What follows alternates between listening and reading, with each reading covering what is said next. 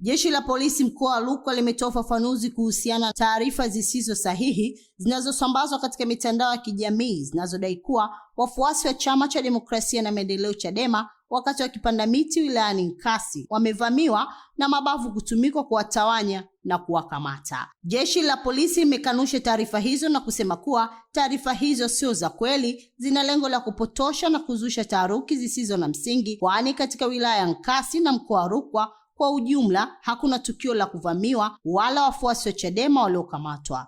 Jeshi la polisi mkoa wa Rukwa linaendelea kuimarisha usalama wa raia na mali zao na kuendelea kusisitizia wananchi kupuuza taarifa zinazoandaliwa na kusambazwa kwa lengo la kupotosha, kuchunganisha, kujenga chuki baina ya wananchi na taasisi mbalimbali. Imetolewa na kaimu kamanda wa polisi mkoa wa Rukwa.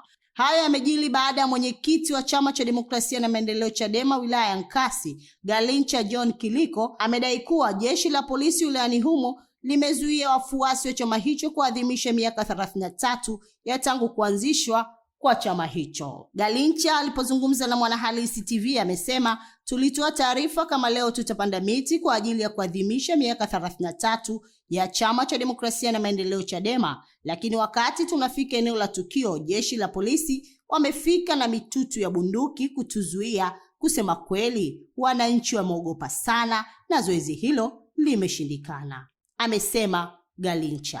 Nililokusomea taarifa hii, jina langu ni Zakiananga wa Mwanahalisi TV. Naitwa Galincha John Kiliko. Ndio. Mimi ni mwenyekiti wa wilaya ya Nkasi Chadema. Ndio. Baada ya agizo la chama kila mkoa na wilaya wafanye maadhimisho kwa ajili ya siku ya tarehe 21, Chadema tumekuwa na utamaduni kila mwaka tarehe 21 huwa tunafanya maadhimisho kwa kuzaliwa kwa chama chetu. Kama CCM wanavyofanyaga maadhimisho kila tarehe 5 mwezi Februari, na sisi hufanya tarehe 21. Kwa hiyo siku ya tarehe 16 tulifanya kikao kidogo siku ya Ijumaa. Kikao kile tulikuwa tunaratibu kwa ajili ya shughuli ya leo tarehe 21. Tukakubaliana na tukasema tumjulishe OCD. Nilipompigia OCD nikamueleza maadhimisho yetu mwaka huu tunaadhimisha kwa kupanda miti. Kuna eneo moja kata na Manyelo linaitwa Mabatini. Nimemjulisha OCD, akaniambia mwenyekiti wa wilaya basi haina shida, cha msingi andikeni barua. Katibu wa wilaya akaandika barua, katibu ambaye anaitwa Bwana Moses akaandika barua tarehe 19 kwa maana siku ya Jumatatu, akapeleka ofisi ya OCD. Alivyopeleka ile barua, OCD akamjibu haina shida, endeleeni na hiyo kazi. Sisi tukaendelea kujipanga, tukaagiza miti 1600. Tukaagiza gari ikaenda Sumbawanga kuchukua, ikaleta na Manyele hiyo Jumatatu.